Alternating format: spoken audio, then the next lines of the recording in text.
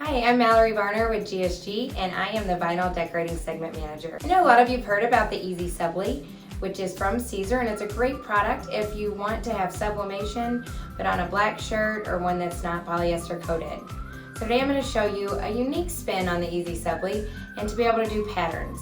Patterns are becoming more and more popular, and a lot of you out there do not have a wide format printer where you're able to use the color print. So today I'm going to use my Epson F570 dye sublimation printer to print directly onto the EasySubli, and then also printing on paper, dye sublimation paper, and then pressing it on top of the EasySubli. I'm using the sheets. It does come in a roll as well. I have just the sheets loaded through the auto sheet feeder. The roll I have back there is dye sublimation paper, but I have it unloaded. And then there is the auto sheet, the catcher there. I have the other catcher from the Epson stand though, if I was doing the rolls. This is great, so if you are busy doing something else, it catches it for you so you're not worried about it falling on the floor, especially when it comes out on the EasySubli. It is gonna be a little bit wet, so you can wait the 24 hours, or I'm gonna show you a trick so that you can speed it up. That way you can go ahead and go straight to your cutter. Like I said, it is wet right now, and if you sent that through your cutter, it is gonna make that ink go all over that pattern. So I am just gonna set it under my heat press. I am not gonna close the heat press, but if you wanna speed it up and not wait that 24 hours, you can just put it in there. And I like to leave it for about 1 to 2 minutes just to make sure that ink is totally dry. Once you've printed your pattern, you wanna go ahead and cut and weed your design. I'm gonna be using the Roland GS 24-inch plotter. All right, so after I have cut this, I'm gonna go ahead and weed it out.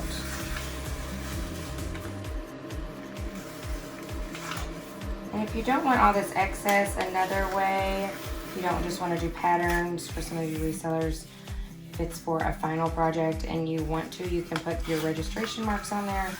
So then it will go ahead and cut out just the exact of what you want. So I could have just done this and have registration marks, and then I would have all of this as just blank. So it would cut out just my design only. With the EasySubli, when they are big like this, I really could just peel them each off individually and set them on the shirt. If it's something where there was like little pieces all around and you want to make sure it stays together, use the EasySubli mask. You just want to make sure you put that on there nice and good, like kind of when you're doing like adhesive vinyl or any other color print. You just want to make sure it sticks really good to that mask before you peel it off. Get it away from that carrier sheet. All right, then you want to peel that mask off, keep it all together. Let that start a little bit.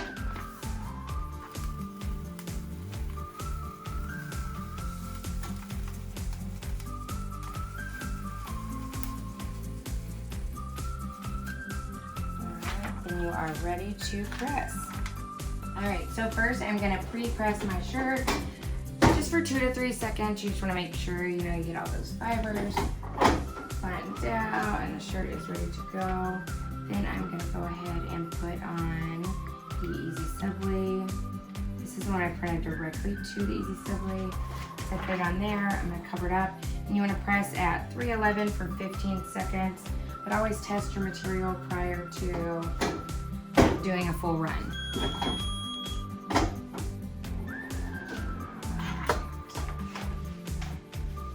And EasySubli is a hot peel, so you want to go ahead and peel it right away. And now you have your pattern mom.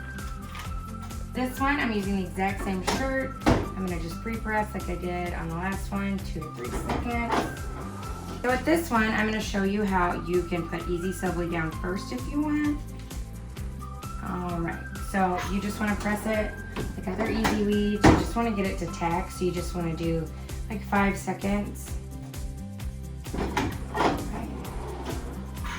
And this is an extra step for sure, so I will show you at the end the difference in the two to see if that is what you want to work with. If you have something where you've already cut out your dye sublimation paper, you can put it on top and then make sure that it sticks with some thermo tape. I printed the whole sheet. Since it's on black, it will not stick to that, so I went ahead and cut the whole sheet, so you don't have to use the thermo tape on this. Then you want to cover it up, and I'm going to press it in for 45 seconds. It does take a little bit longer, but you can, like I said, just kind of see the difference in the colors.